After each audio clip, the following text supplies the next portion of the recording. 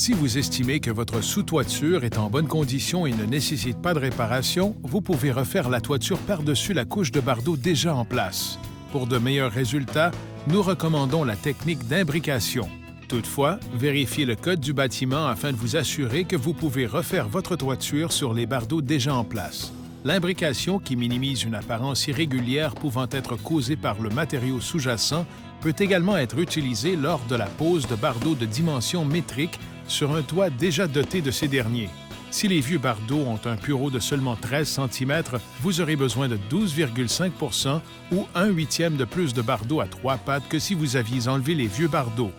Débutez avec une bande de départ. Retirez les pattes ainsi qu'assez de matériaux du bord supérieur de la bande de départ afin que la portion restante soit égale en largeur au pureau des vieux bardeaux.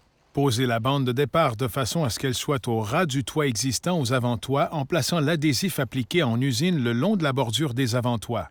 Retirez 10 cm à l'extrémité du premier bardeau de départ pour vous assurer que les joints entre les bardeaux de départ adjacents sont couverts lors de la pose du premier rang.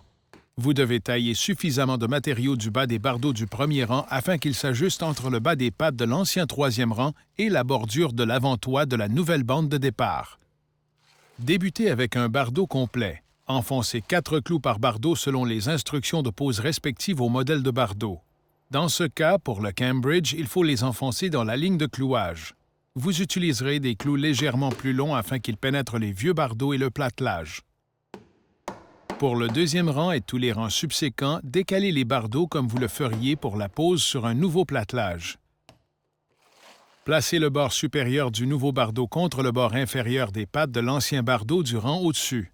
Bien que le pureau du premier rang soit réduit lorsque cette méthode est utilisée, ce ne sera pas visible du sol.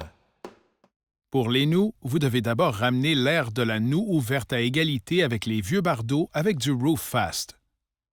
Centrez un soleil en métal préfini ou galvanisé de calibre 28 au minimum et d'une largeur minimale de 60 cm dans la noue et clouez-le aux extrémités seulement.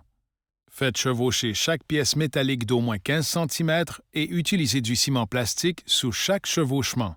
Tracez 2 lignes avec un cordeau enduit de craie tout le long de la noue, séparé de 15 cm dans le haut et augmentez la largeur de 0,3 cm à chaque 30 cm vers le bas jusqu'à un maximum de 20 cm.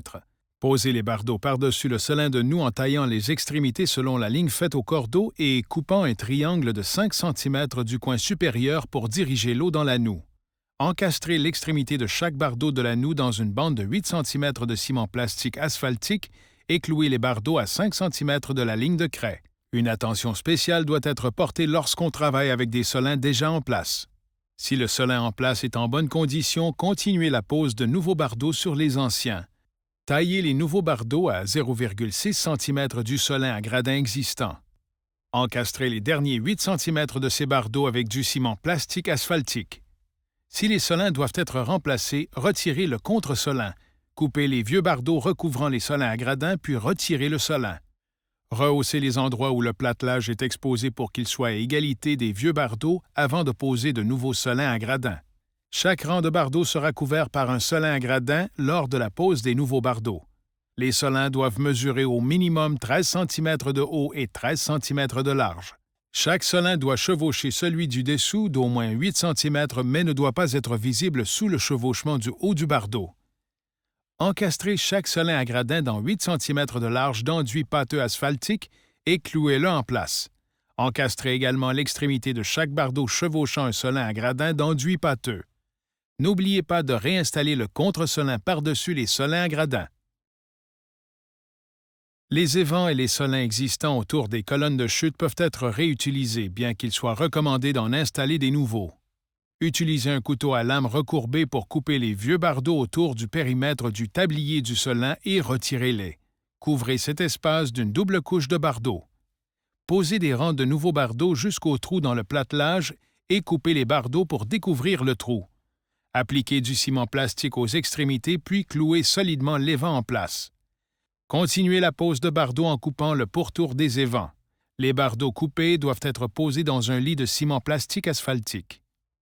Les solins de tuyaux sont installés de la même façon et sont calfeutrés avec du ciment plastique.